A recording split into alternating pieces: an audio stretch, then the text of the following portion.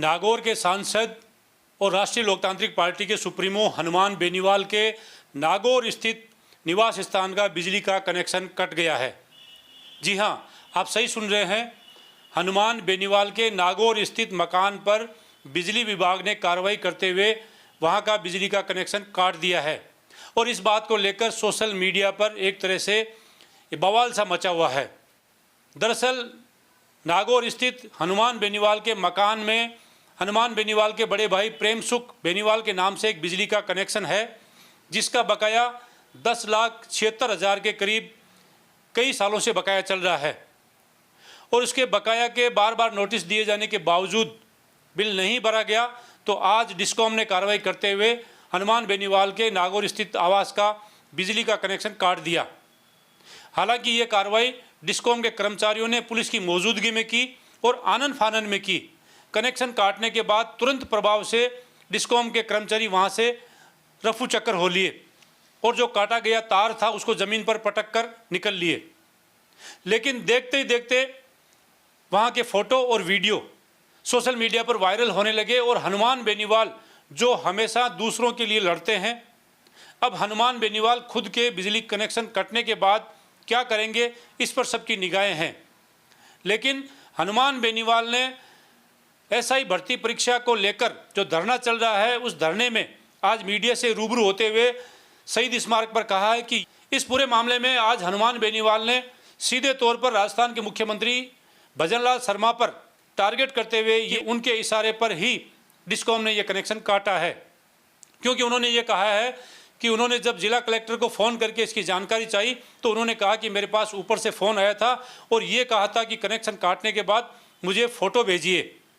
तो हनुमान बेनीवाल ने मुख्यमंत्री भजनलाल शर्मा का नाम लेकर ये कहा है और कई आरोप लगाते हुए भजनलाल शर्मा को टारगेट किया है और उन्होंने ये कहा कि भजनलाल शर्मा ने हनुमान बेनीवाल से गलत पंगा ले लिया। अब आने वाले दिनों में आप देखिएगा कि हनुमान बेनीवाल साथ क्या करता है।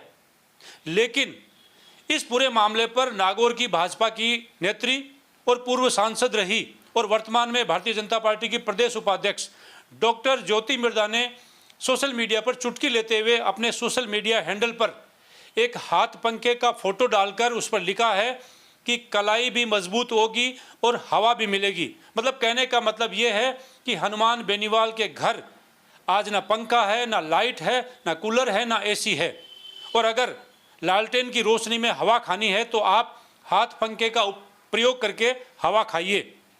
और देखते ही देखते ज्योति मिर्धा की पोस्ट है वो भी वायरल हो गई और हनुमान बेनीवाल के तमाम विरोधियों में एक तरह से खुशी छाई हुई है और मीम्स की बहार आई हुई है। लेकिन दूसरी ओर हनुमान बेनीवाल के समर्थक भी पीछे रहने वाले नहीं है, वो भी इन तमाम पोस्ट के ऊपर कमेंट किए जा रहे हैं और ये कहा जा रहा है कि हनुमान बेनीवाल ऐसी छोटी मोटी बातों से घबराने वाले नहीं है। और हनुमान बेनीवाल को जब शहीद स्मारक पर चल रहे धरने में पत्रकारों ने ये पूछा कि आपकी क्या प्रतिक्रिया, तो उन्होंने ये कहा कि उन्होंने मार्च में डिस्कॉम को एक एप्लीकेशन दी थी और सेटलमेंट के लिए उन्होंने ये कहा था कि ये बिल है वो सेटलमेंट में चला गया और 2 लाख रुपए के करीब उन्होंने बिल भर दिया था। लेकिन जानबूझकर बड़े नेताओं के इशारे पर ये बिजली का कनेक्शन काटा गया है। और अब देखिए मैं क्या करता हूँ। अब आपको एक छोटा सा उदाहरण देता हूँ।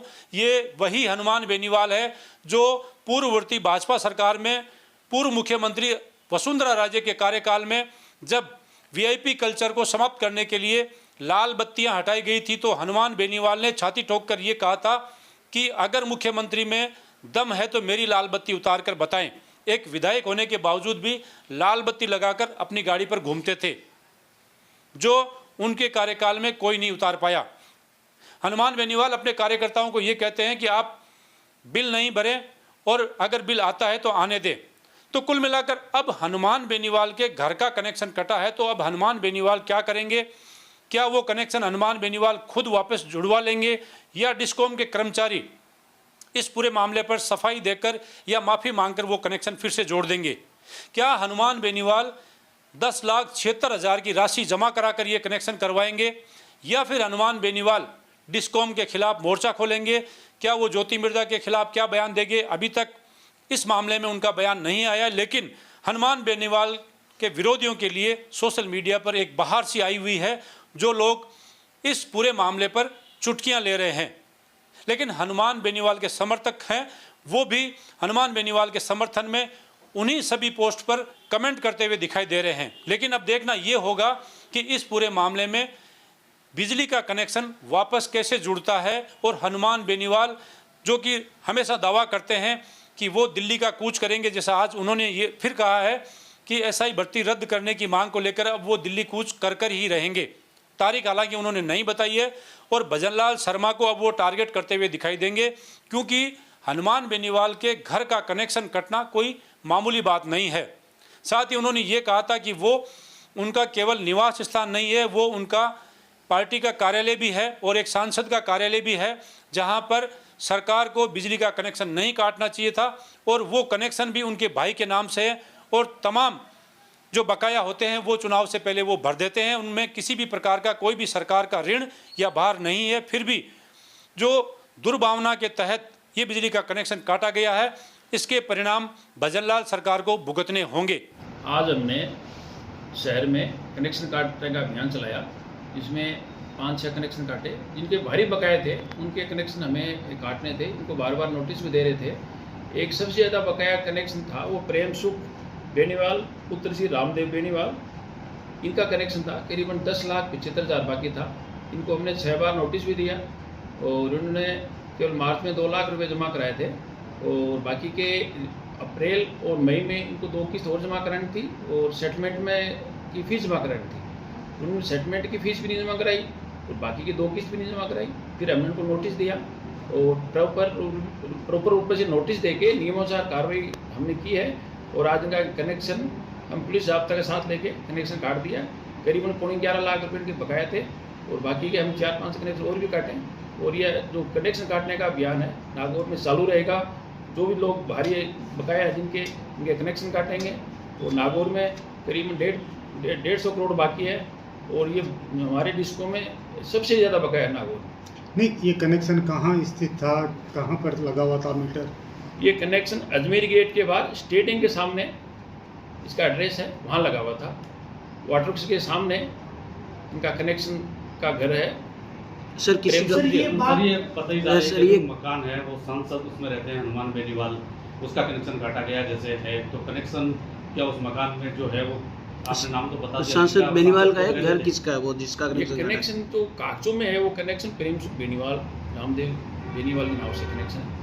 अब किसका क्या है ये हमारे रिपोर्ट में तो कहीं। सर ये थोड़ा सेंसिटिव इशू आ जाता है क्योंकि एमपी निवास करते हैं, ये सार्वजनिक बात है, कोई छुपी हुई बात नहीं, सबको पता है।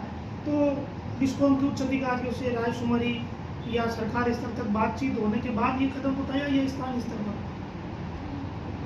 ये स्थानीय स्तर पर ही हमने कोई किया है। बकाया लोग इनके बकाया थे उनके सबके कनेक्शन काट रहे थे, 4-5 कनेक्शन काटे हैं हमने और इनके भारी बकाया थी इसलिए कनेक्शन काटा है और आगे भी कार्रवाई जारी रहेगी।